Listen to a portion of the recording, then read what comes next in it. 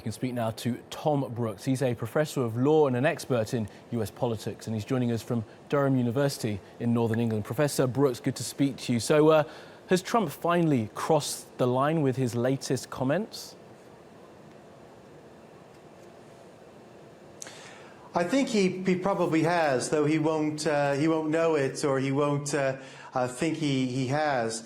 He's been a candidate who's been outspoken for a diminishing demographic in the United States. That is older white Republican voters who feel like they've been left behind by globalization and how a lot of modern forces working through the United States. He's done well in making comments like this to achieve the Republican nomination, but doing well with his political party. And of course, he denies entry to his rallies, people who are from the many people from the press and people from opposing political parties. When you're surrounded by people who only think like you, he can have this kind of bubble.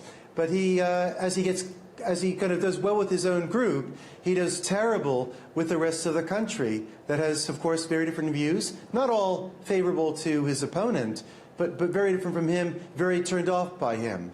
And so this is likely, would you say, Professor Brooks, to have those kind of wavering Republicans, the ones who don't really want to vote for Clinton, but, you know, vote Republican with their hearts. Will this have those wavering Republicans going over to Clinton because they're just so put off by everything that Donald Trump has to say? Well, I think that's what's the real danger here. So Trump has made a lot during his campaign for someone who has so much personal wealth and keeps telling us about his personal wealth. He's actually spent very little on his campaign, and he's been fueled by the free publicity his comments have got him, doing very well with a very small, relatively small part of the electorate that's been his support. But as he's made these comments, kind of buffeting up his own position within the party, it's damaged the Republicans more widely. Because when Americans go to the polls in November and elect the next president of the United States, they're also going to be electing the next round of U.S. senators, also people in the House of Representatives, governors, local legislators, and other officers. And these people are all very, very nervous about the effect that Trump might have on them. The 70% or so disapproval rating that Trump has with women being most of the voters in American elections in recent years, this is going to have a very damaging effect on Republican chances in the elections and may well cost a lot of Republicans their votes. And I think that is why Trump may well, living in this bubble, continue on the path he is. But for other candidates in his party beginning to distance themselves, Senator John McCain, who ran for president before, Mitt Romney, who ran for president before, and candidates who are in leadership positions in the U.S. Congress, they're going to begin to distance themselves ever more sharply from Trump for fear that he is about to cost them not just the White House, but there are other seats for the Republicans. Professor Brooks, then finally, they didn't have to have this kind of masochistic role in the election now. They could have done a broker convention. They could have taken a stand, as Ted Cruz kind of did, and said, we're not going to back this guy, and yet they still elected him. What do you put that down to? Why are they so desperate to go down this dark road? Well, I think you're right. I think they are desperate, and I think they are going down a dark road to failure. I think that for a core of the Republican vote, many political parties, especially in the United States, to some degree in Britain, where you have largely two-party systems, each party is a wide tent of a variety of different voices.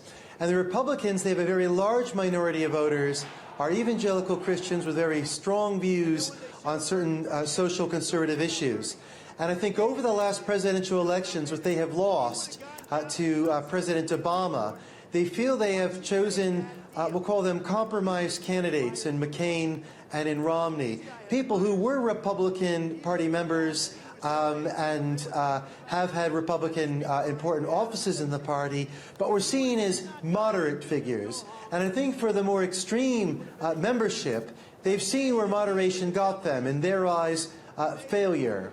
So they look to Donald Trump, who's more extreme and far away from the center ground, as kind of, well, this is maybe a more fruitful path than the other guys. And I think that that's a road to failure, because That's not where most of the voters are in the country. They're going to find how alone they really are. And the other problem is they failed to look at the kinds of candidates they were running against. Simply having a moderate candidate isn't enough. You need to have a new program and so on. And I think that the Republican Party has had a struggle for its soul, to be fair, since Reagan was president, when the party had a real presence and had a real vision and a real momentum. And I think it's lost its way in many ways. It's a divided camp. And you're seeing that now with Trump. They don't know, they have a grassroots that's very angry, that's very desperate for power, but they're not going to find it with Donald Trump. And the fear is that I have, looking at this, that when Trump fails, they may go even more extreme, making themselves ever more unelectable, but ever more vicious and inward-looking and nasty in the politics that they espouse. A bleak look at the future there. Professor Brooks, we thank you for joining us from Durham University. Thank you, sir.